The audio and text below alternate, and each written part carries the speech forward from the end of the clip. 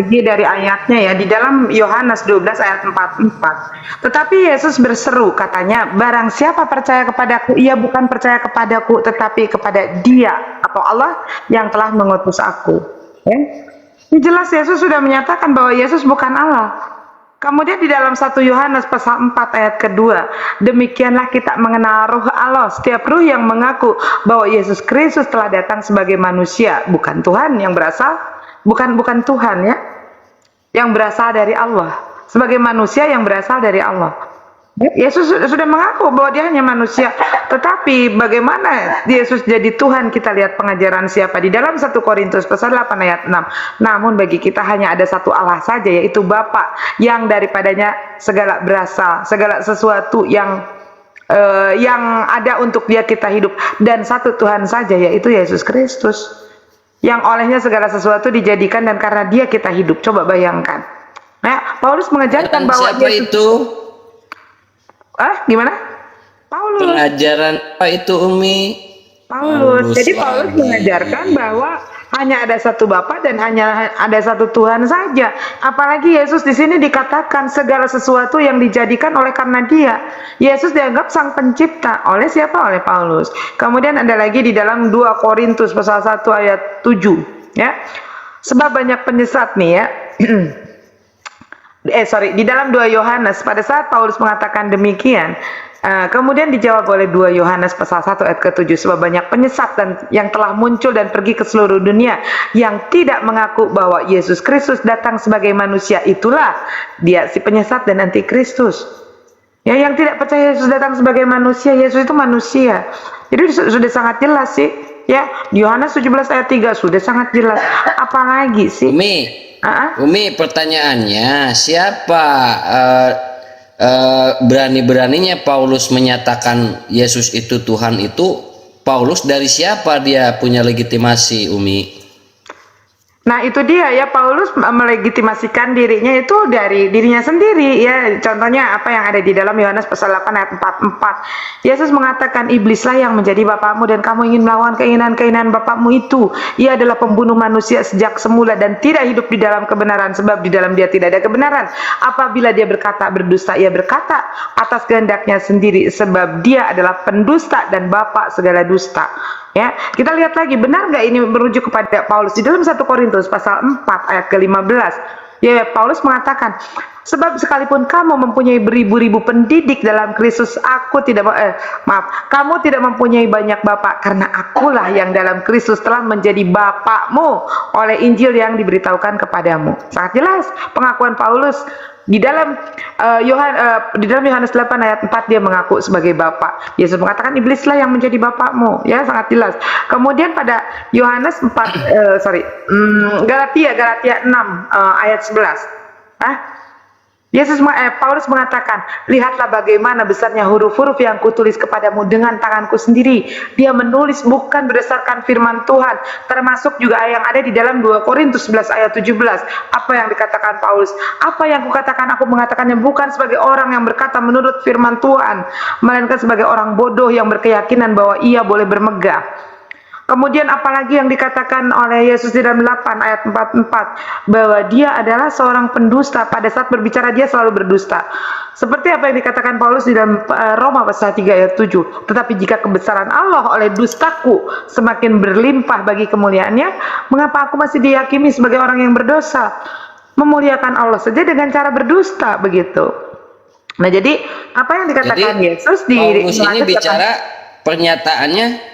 Paulus ini bicara pernyataannya tidak mendapatkan legitimasi dari Allah ataupun dari Yesus, begitu ya? Tidak sama sekali. Coba baca di dalam sekali lagi Umi bacakan di dalam 2 Korintus. Itu Dinda, ya sebentar Umi. Dinda Dewan tuh sudah jelas ya, Paulus ini siapa. Tadi Dinda Dewan kan ingin bahwa Paulus itu sebagai Rasul. Itu sudah dijelaskan oleh Umi. Jadi tidak ada itu Paulus itu menyatakan dirinya sendiri tanpa legitimasi dari Allah atau dari Yesus. Begitu Dinda Dewan, silakan tanyakan kepada Umi. Oke, sekali lagi Galatia 6 ayat 11 silakan dibuka ya. Lihatlah bagaimana besarnya huruf-huruf yang kutulis kepadamu dengan tanganku sendiri. Kemudian di dalam 2 Korintus pasal 11 ayat ayat 17, udah jelas. Apa yang aku katakan, aku mengatakannya bukan sebagai orang yang berkata menurut firman Tuhan, melainkan sebagai orang bodoh yang berkeyakinan bahwa ia boleh bermegah. Paulus sendiri yang mengakui.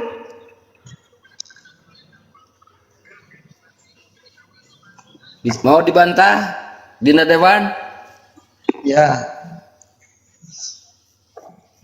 ya memang dia di situ merendahkan diri, Pak. Aku Menjadi bodoh, merendahkan diri. menganggap dirinya agar kemuliaan Injil itu nyata. Ya kan? Dia menyatakan agar yang didahulukan, dia menyangkal dirinya lebih dari apa yang harus dia sangkal, sehingga dia menyatakan kemuliaan Tuhan. Jika karena kebodohanku aku bisa menyatakan Injil, apa salahnya? Dia bapak dari, dia nyatakan dirinya sebagai bapak orang ini apa? Bapak dari banyak rasul-rasul. Karena dia yang mengajar. Ya Timotius. Saya rasa Muhammad itu juga salah satunya. Karena dia diutus keluar bangsa-bangsa. Lari lagi Kalau saya lagi ke Muhammad. Gini aja. Karena Ini dia aja, diutus Anda bukan ke boleh, bangsa Dinda, Israel, sebentar, Dinda Dewan. Kalau Ya. Anda memang mau lari ke Muhammad, Anda harus menunjukkan dalilnya. mengenai Jangan ketuhanan asumsi ya. Yesus. So, Tadi yang Nican katakan. enggak, Ingat ini nggak Muhammad. apa yang Anda dari Paulus- tadi, apa Filipus tanyakan, bagaimana engkau bertanya, tunjukkanlah Bapa itu kepada kami. Di Apa? Yohanes 14. Kamu sudah selama ini sudah ikut sama aku, masih kau minta tunjukkan siapa melihat aku, melihat Bapa. Ya itu karena Yesus mengatakan Bapa Bagaimana ada- kamu mau berkata, Bentar dulu. tunjukkanlah Bapa itu Itu- kepada kami? Setidaknya itu- kau percayalah pekerjaan-pekerjaan itu. Nah, Apa yang aku kerjakan, apa yang Bapak kerjakan. Nanti balik lagi ke Yohanes 17 bahwa Yesus mengatakan aku memuliakan engkau dengan jalan mengerjakan pekerjaan-pekerjaan yang kau berikan kepadaku. Nah, Nanti itu akan namanya balik lagi. merendahkan Aku diri. ada di dalam engkau dan aku Mengajarkan merendahkan diri. Kalau dia itu hanya nggak ada Paulus utusan. nggak ada jangan maksain ya. itu sebentar, Nggak maksain, Mbak. sebentar Umi. Saya itu tanya, kan Dinda Dewan, perkataan merendahkan Yesus. diri itu sebentar. Merendahkan diri itu kata siapa? Asumsi sendiri atau ada dalilnya? Iya, Jadi begini yang begini. ditulis yang diucapkan Dengerin. Umi itu kan seperti itu. Dengerin dulu di dalam Lukas 12:21, dengerin ya, di dalam Lukas 12:21 apa yang Yesus katakan. Sementara itu beribu-ribu orang banyak telah berkerumun sehingga mereka berdesak-desakan. Lalu Yesus mulai mengajar. Pertama-tama kepada murid-muridnya, apa yang dikatakan kepada muridnya? Waspadalah terhadap orang ragi, yaitu orang Farisi ya. Yaitu tentang kemunafikannya. Orang Farisi ya, makanya kenapa di dalam kitab saja, di dalam Matius 15 ayat 8 sampai dengan ayat 9 ini tentang kemunafikan orang-orang Farisi. Bangsa ini memuliakan aku dengan bibirnya, padahal hatinya jauh daripadaku. Percuma kalian beribadah kepadaku karena yang kalian ikuti adalah perintah manusia. Ini Yesus berbicara untuk orang-orang Farisi, seperti apa yang tadi dikatakan di dalam Lukas pasal 12 ayat 1. Yesus mengatakan waspada terhadap orang Farisi. Tentang apa? Tentang kemunafikannya. Yesus sudah menggambarkan bagaimana watak orang Farisi, sementara Paulus sendiri adalah orang Farisi. Demikian. Thank you. Nah, Paulus kan di situ bertobat. Sama kayak Saya mau tanya nih, Paulus sudah jelas dikatakan di dalam Lukas 12:21 orang munafik ya. Orang Farisi. Sebentar dulu. Sekarang saya mau tahu siapa yang menjadi pertobatan bahwa Paulus itu bertobat dari dia seorang pembunuh jemaat Allah, dia seorang penjaga murid-murid pengikut Yesus. Kemudian dia mengatakan dia bertobat. Siapa yang menjadi saksinya? Apakah Yesus mengakui kalau Paulus itu bertobat? Di mana pengakuan Paulus bertobat? Siapa yang menjadi saksi? Pasti di surat Paulus. Karena si Paulus itu selalu menyatakan dirinya bertobat, dirinya dirinya adalah rasul. Itu pengakuan dia sendiri yang keluar dari mulut dia sendiri. 25 kali kata Paulus sebagai rasul disebut di dalam Bible, tidak ada satupun yang keluar dari mulut Yesus atau ke-12 murid Yesus. keluarnya dari mulut dia semua. Cuman 2 yang keluar dari Lukas. Sekarang kalau Lukas, karena Lukas bukan murid Yesus. Lukas ini adalah pengikut Paulus. Ananias Mana Ananias? Ananias Iya, murid Ananias Yesus bukan? datang Pertanyaannya, kepada Ananias murid Yesus Saulus bukan? sebelum menjadi Petrus. Saya mau tanya, Ananias murid Yesus bukan? Ya sekarang Ananias dapat penglihatan datang. Siapa? Petrus itu siapa? Petrus itu Kefas yang kemudian atas dasar apa, entah dasar apa, kemudian diganti jadi namanya jadi Petrus. Di mana Kefas pernah berbicara dengan Paulus? Ananias itu hakim loh. Ananias itu hakim. Bukan, lain Ananias lagi. Ada 2 Tidak Ananias. ada, tidak ada. Ada Dengerin 2 Ananias. Petrus. Aduh, kamu ini berbicara dengan dalil. Beda pasal, beda pasal, Petrus itu beda adalah pasal. Kefas. Ya udah tunjukkan Dinda Dewan, tunjukkan kalau memang Ananias ada 2. Coba tunjukkan datanya. Coba. Di mana itu? Ya susah tuh, kita mau membahas apa. Jadi Dibaca aja, masa saya bohong. iya di mana itu? Di mana sok biar kita bantu. Ayo di mana? Udah begini aja. Bahwa Ananias itu ada 2. Hah? Udah kembali gini Ya, aja. gimana? Kalau rasul-rasul itu yang ada di Al-Quran Jangan dulu berpindah. Enggak. Jangan Rasulnya dulu. Kita Yesus. ingin mengungkap sebuah kebenaran. Muhammad itu rasulnya Kata Yesus. tadi Dalam Muhammad Rasul sebentar. aja pala upeng. Pala peyang gimana sih? Sebentar, coba Rasul oleh karena pemberitaan Paulus sehingga seluruh dunia jangan dulu mengenal siapa. jangan dulu lari. Kagak usah pakai istilah Rasul, lu kagak tawat si Rasul aja. Jangan emosi dong. Lu kan udah dijelasin tadi. Enggak Sama ada yang dunia emosi, aja lu enggak berani. ada emosi. Sebentar, Dewan, supaya fokus yang tadi dulu Ananias itu ada 2, kalau nggak bisa membukakan Bible, tunjuk aja ayatnya di mana, biar nanti kita bukakan, dibantu. Jadi supaya kita itu tidak diskusi tanpa data gitu. Nah, gini loh, ini kan si Ananias ini seorang imam besar, dia itu bagaimana mungkin dia akan berbicara kalau si Paulus itu adalah rasul, sementara Ananias sendiri dia seorang imam besar yang mendakwa Paulus, ya. Coba kita baca di dalam Kisah Para Rasul 24 deh ya, kalau misalkan teman-teman mau tahu nih. 5 hari kemudian datanglah imam besar Ananias bersama-sama dengan beberapa orang tua dan seorang pengacara bernama Tertulus. Mereka menghadap wali negeri dan menyampaikan dakwaannya mereka terhadap Paulus. Paulus dipanggil menghadap Tertulus melalui dakwaan dia. Katanya, Felix yang mulia, oleh usahamu kami terus-menerus menikmati kesejahteraan, dan oleh kebijaksanaanmu banyak sekali perbaikan yang telah terlaksana untuk bangsa kami. Semua itu senantiasa dan di mana-mana kami sambut dengan sangat berterima kasih. Akan tetapi supaya jangan terlalu banyak menghabiskan waktumu, aku meminta supaya engkau mendengarkan kami sebentar dengan kemurahan hatimu yang terkenal itu. Ayat kelimanya dengerin ya. Telah nyata kepada kami bahwa orang ini adalah penyakit sampar, seorang yang menimbulkan kekacauan di antara semua orang Yahudi di seluruh dunia yang beradab, bahwa dia adalah seorang tokoh dari sekte Kristen. Jadi jelas si Ananias sendiri mengatakan si Paulus ini berpenyakit sampar, jadi seorang pengacau. Terima kenyataan.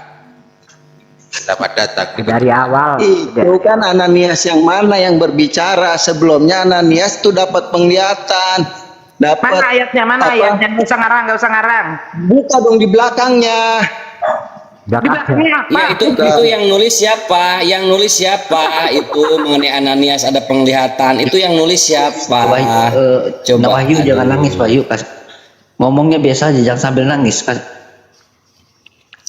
Ada di belakangnya, memang ada lagi di belakang. Ada di belakang. Ini jelas loh si Ternyata ada Ananias lagi di itu. belakang Umi.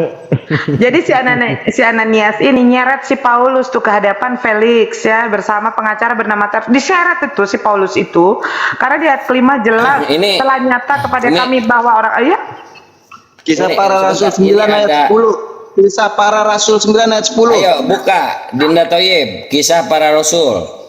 Kisah Para Rasul buka. Biar Kisah kita Para jujur. Rasul. Itu ayat dari mana? Piro. Siapa yang menulis? Piro. Pasal piro? 9 10 9 ayat 10 11. Ayo 9 ayat 10. Berangkat. Ini yang di belakang tadi tuh ya. 11. Marilah kita pergilah ke jalan yang lurus. Kamu akan mendapati Saulus, Mana lu Damsik kok. Yudas, dan Tarsus. Ini Di situ Kisah ya. Para Rasul 9:10. Di Damsyik 11. ada seorang murid Tuhan bernama Ananias. Firman Tuhan kepadanya dalam suatu penglihatan. Ananias jawabnya, "Ini aku Tuhan." 11. Ini aku Tuhan. Bentar dulu. Terus 11.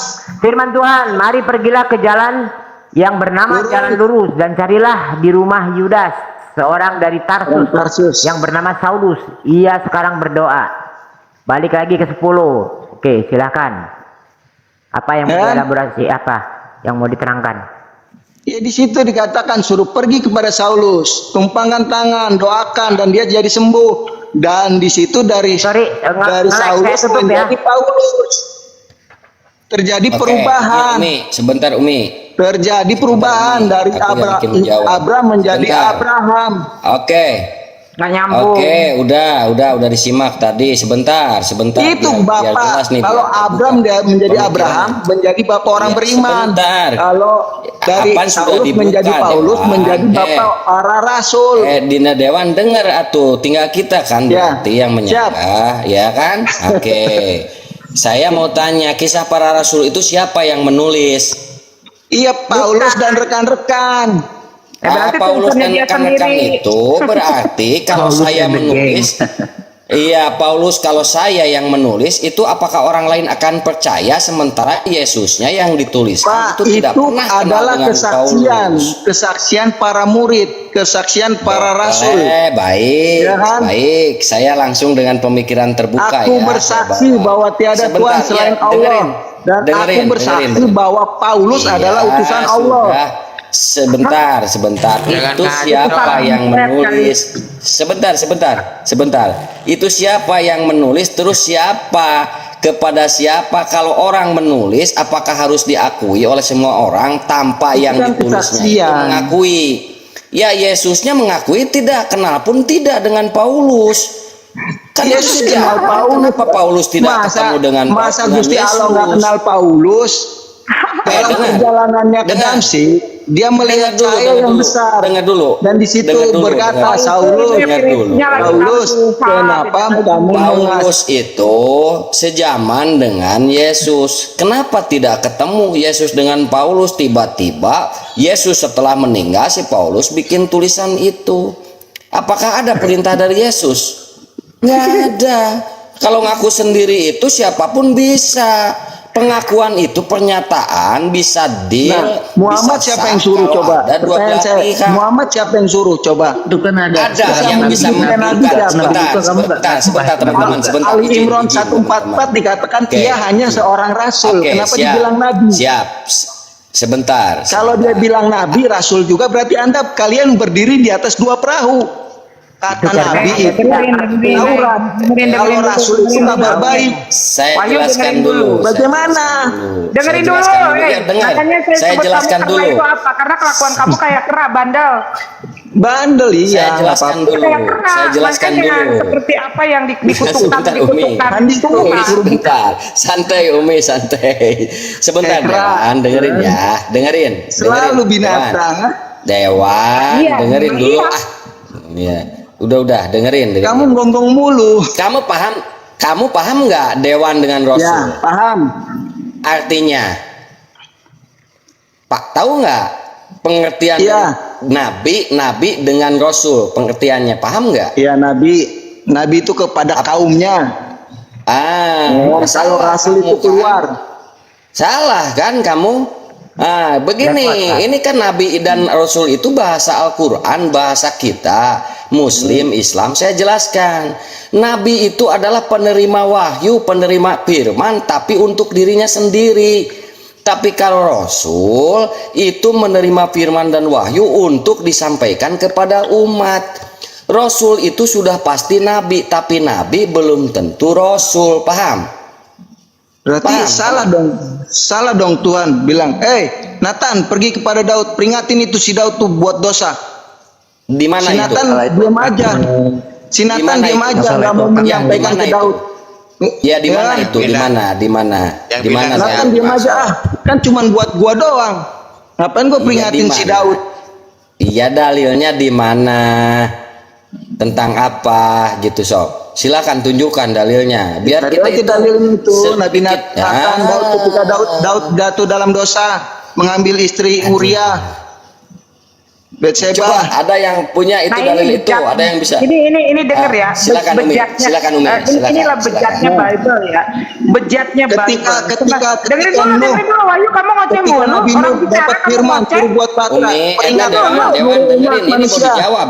Dewan mau dijawab. Kamu orang dengar. orang bicara kamu ngoceh. Saya belum dijawab, mau ngomong, dijawab. kamu udah ngomong. Eh, Diam mau dulu, dijawab. orang lagi bicara kamu diam dulu. Kebiasaan nih. Percuma, Kristen kamu dulu. sama Ngomongnya orang ngomong kayak ulang, gini. Ikan lah. Percuma ngobrol Maka sama lu. kenapa saya Nggak ada bilang ilmu. kamu kerak seperti apa yang Tuhan katakan untuk orang-orang yang bandel, tegar tengkuk itu kerak, itu disamakan dengan anak kerak. Percuma, dia nggak punya ilmu kok dari tadi. Gak Apa? punya ilmu gimana? Baca Al-Quranmu, Andi, baca Al-Quranmu. Dulu Bambang, ini Kangkang mute dulu. Ngambil perjanjian kaum Israel. Ini orang-orang Kristen kalau udah kepentok dalil kayak begini ngoceh mulu kayak kerak. dalil Diam dulu, gimana? diam dulu. Inilah Islam bejatnya itu dari Bible, ya. Kristen. Cuma tersesat. Islam dari Kristen, pala lupa. Iya, Muhammad itu dari istrinya, Nasrani, dari pamannya. Turunkan dulu biar nanti dinaikkan Agak lagi. maju di Bang Riki, bangke, Bang Riki, bangke kayak gini buang aja ke laut. Buang aja, Bangke. ngapain orang dungu Buang aja. kayak Nggak begini ada dikasih gunanya ini nggak mau ini. Buang Jadi aja. inilah bejatnya Yang maju Bible. dong, Bang Dewan, Ini diskusinya. dengerin ya. Oke, Inilah oke, bejatnya sebentar Umi, Bible. Umi, sebentar, oke. Umi, saya tanya dulu nih, Dinda Dewan, bisa nggak diskusi secara baik? Kita lanjutkan. Saya tanya dulu. nggak bisa, Kalau di saya. sini tenang, aman, santai. Nggak bisa, Dinda Dewan, bisa nggak? nggak bisa dia. Dari tadi kok saya perhatiin nggak ada ilmunya kok. Coba ya ini Iya, denger ya. Bejatnya Di Bible sini nih. itu supaya semua kita nabi- menerima pengetahuan. Ya. Oke, Ini saya sapa dulu nih. Ada apa? Ada apa? Saya sapa dulu Umi sebentar. Ada apa? Ya, selamat malam. Ada apa? Halo, ada apa? Halo, ada apa? Nggak ada apa-apa katanya. Ada apa? Kalau sekiranya nggak bisa, ini kenapa nggak bersuara? Ada apa? Tahu. Halo, halo, ada apa? Pusing. Udah nggak Nah, kalau ini diturunkan lagi, ada ini bahtera alam entah dari Muslim atau Kristen. Kita biar ada seimbang gitu, yang Kristennya ya, kini di sini kan Muslimnya banyak. Makanya saya ingin tanya, ada apa dari Muslim atau Kristen? Ada apa? Nggak ada apa-apa kan? Ah, ya udah saya Oh, turunkan ini dulu. si ini nih suaranya siapa saya lupa nih. Nggak bersuara dia. Nggak bersuara, belum bersuara dia, belum bersuara dia. Ada apa? Kalau nggak ada suara, berarti saya turunkan ya. Mohon maaf ya. Oh tadi Bang Zen yang ngomong ya. Iya. Iya. Oh, saya pikir makanya kok suaranya mirip. Jadi Umi akan Ini ada buktikan lagi, ya. ada lagi nih bahtera alam. Saya tanya dulu bahtera alam nih. Dan itu di bawah Beliau udah meminta saya meminta Muslim. naik, meminta naik. Saya tanya dulu. Ya, selamat malam bahtera. Waalaikumsalam. Oh, dari Muslim ya bang? Allah. Oh, dari Muslim. Iya. Barangkali ada yang ingin disampaikan bang?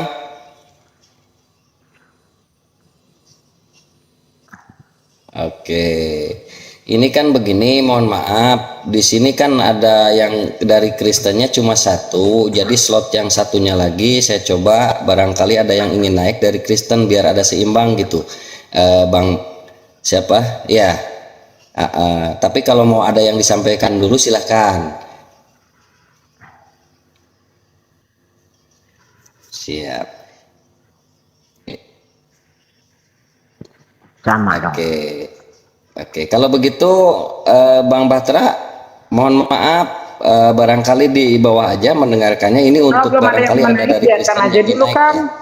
Kalau ada Oh ya udah, Ya udah nggak apa-apa ya. Lanjut Bang Handi, Umi dan lain. Silakan. Nah, Lanjut. ini Umi akan buktikan ya bejatnya kitab mereka itu. Semua nabi di stempel kotor. Tuhannya sendiri dianggap mati terkutuk ya di kayu salib. Tuhannya sendiri dianggap keturunan penzina. Tuhannya sendiri dianggap gila. Itu di dalam Bible-nya. Sekarang coba, Daud dikatakan pemabuk, dikatakan menzinahi Batseba. Sebelum menzinahi di depan pintu gerbang di muka umum dikatakan Daud itu ngintip dulu istri orang lagi mandi katanya. Di dalam 2 Samuel 11. Sampai sekarang tidak ada otan satupun yang bisa menjawab siapa itu yang menulis 2 Samuel. Tapi dijadikan kitab suci, kurang ajarnya. 2 Nabi Samuel 11 1 sampai 17. Iya, itu ya pokoknya yang menulis kitab Samuel itu siapa, nggak ada yang tahu.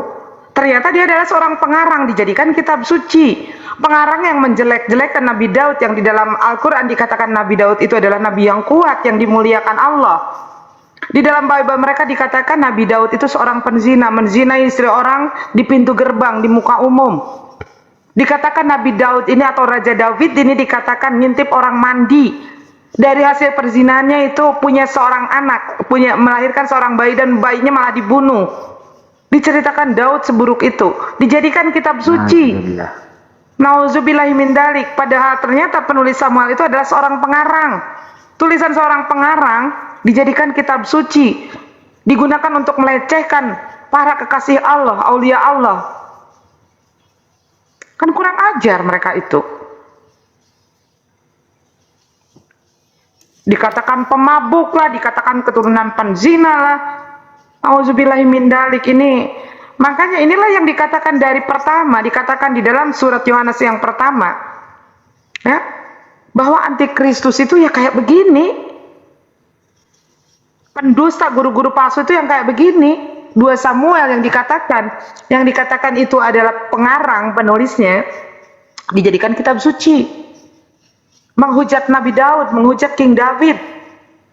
Berbuat dosa, Adam berbuat dosa. Semua nabi dikatakan pembuat dosa. Padahal di dalam ajaran Islam nabi itu adalah orang-orang yang bersih daripada dosa.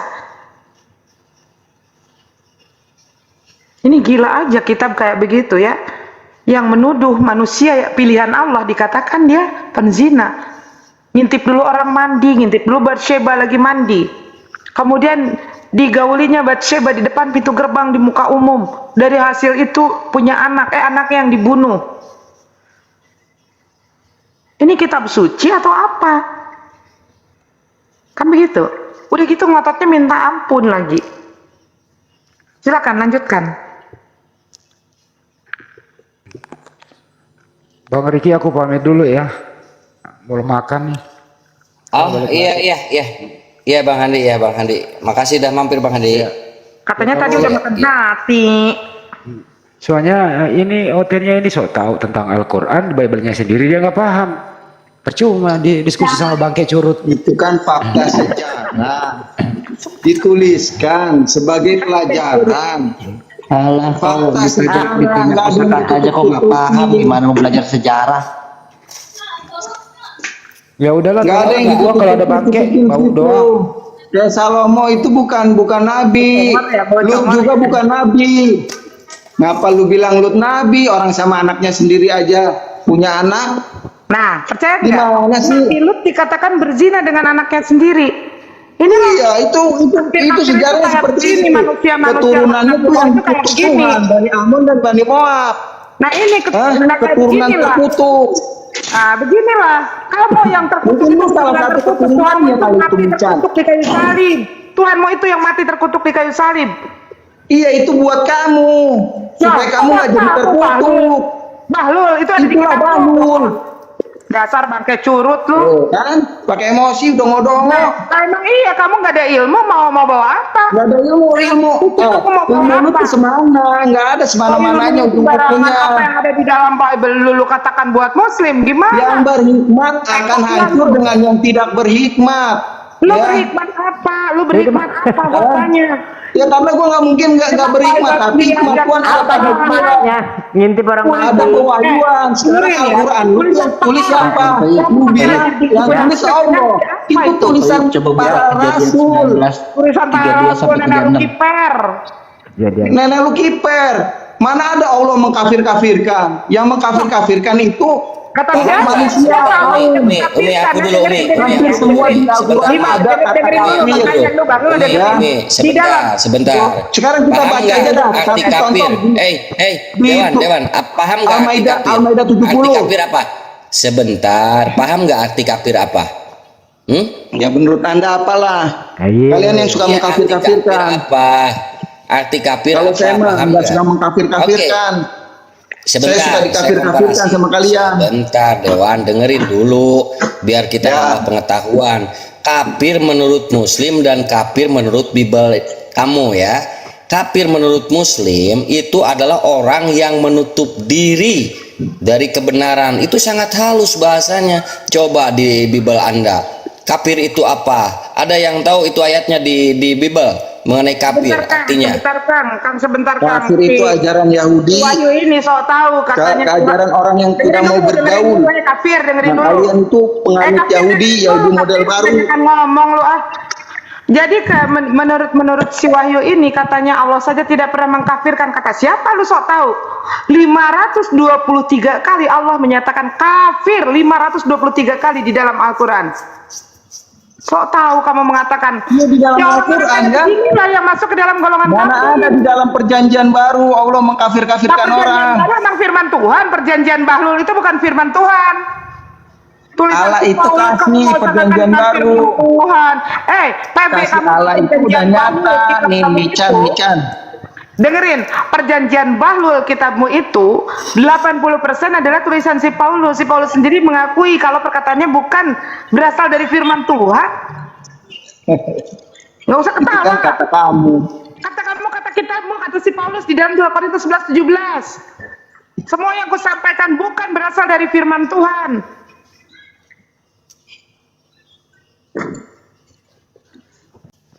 Kalau ngambil Toib. perjanjian baru habis semuanya salah itu. Perjanjian lama salah. Yo, bacakan. Tapi hati-hati, bisa kena ini.